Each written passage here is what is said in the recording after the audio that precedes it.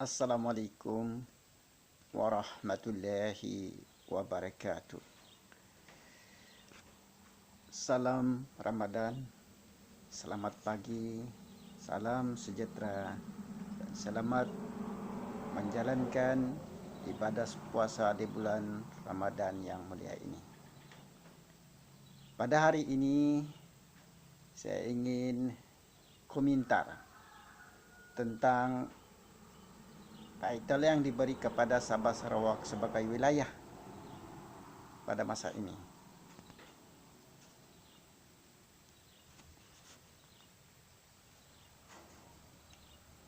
Sebelum itu, saya mohon maaf kepada semua jika saya memberikan kenyataan ini yang menggambarkan bahwa saya ini seperti harib dan bijaksana.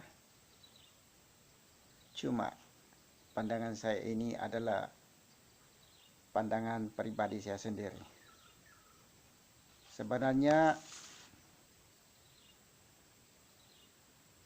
saya tidak berminat untuk merungkai tentang perlembagaan Malaysia. Kerana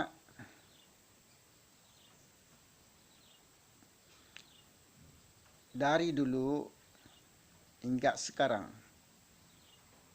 pemimpin yang ada di Malaysia ini tidak pernah menghormati perlembagaan Malaysia.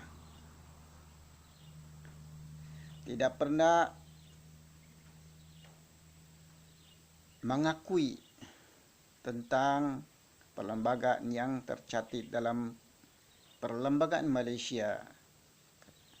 Keluhuran perlembagaan yang dilapaskan semasa mereka angkat sumpah sebagai pemimpin.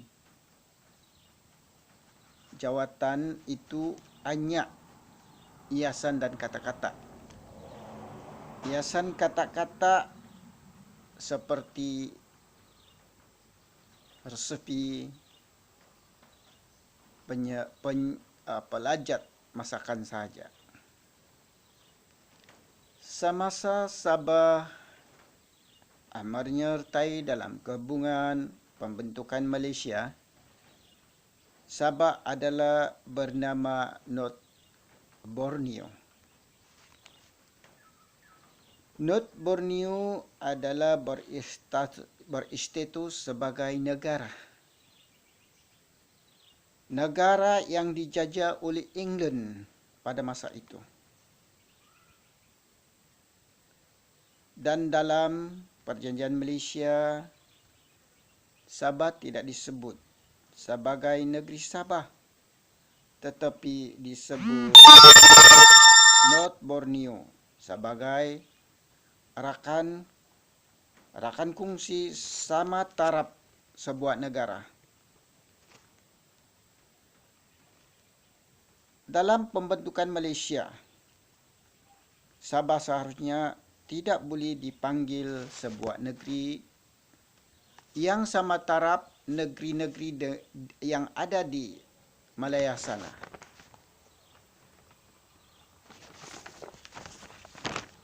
Semasa Sabah bersama menyertai pembentukan Malaysia, Sabah tidak pernah berperang dengan Malaya. Biarpun pemimpin Malaya menganggap yang London telah menyerahkan Sabah kepada Malaya. Ini adalah satu pembohongan yang tidak boleh kita terima. Kerana saya berpendapat bahawa London tiada kuasa atau kelayakan untuk menyerahkan North Borneo kepada Malaya. London tiada kuasa untuk menyerahkan North Borneo kepada Malaya. Kerana semasa Sabah atau North Borneo menyertai Pembentukan Malaysia, North Borneo.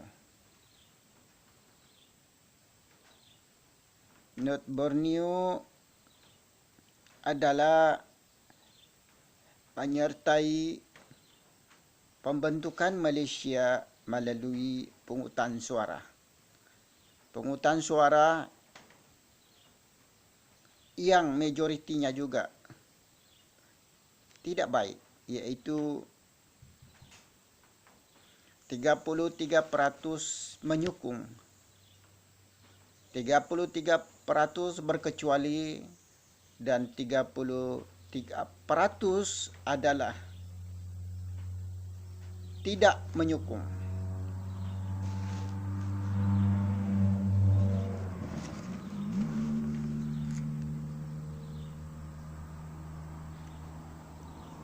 North Borneo tidak boleh dipanggil sebagai sebuah wilayah. North Borneo, saya ulangi.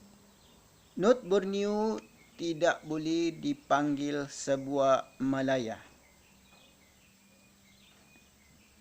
Sebab North Borneo bukan negara taklukan perang. North Borneo bukan negara taklukan perang. Ini adalah pandangan peribadi saya. Sebagai rumusan yang dapat saya ungkapkan berkenaan status Sabah dalam Malaysia pada masa ini adalah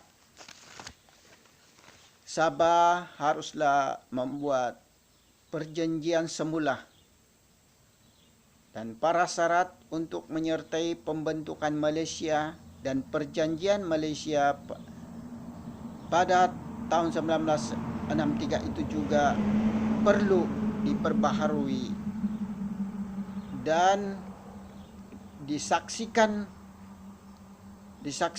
semula oleh wakil-wakil daripada London dan Singapura yang telah menandatangani perjanjian pembentukan Malaysia pada tahun 1963. Saya sarankan supaya pungutan suara semula perlu dibuat kepada rakyat negeri Sabah ini demi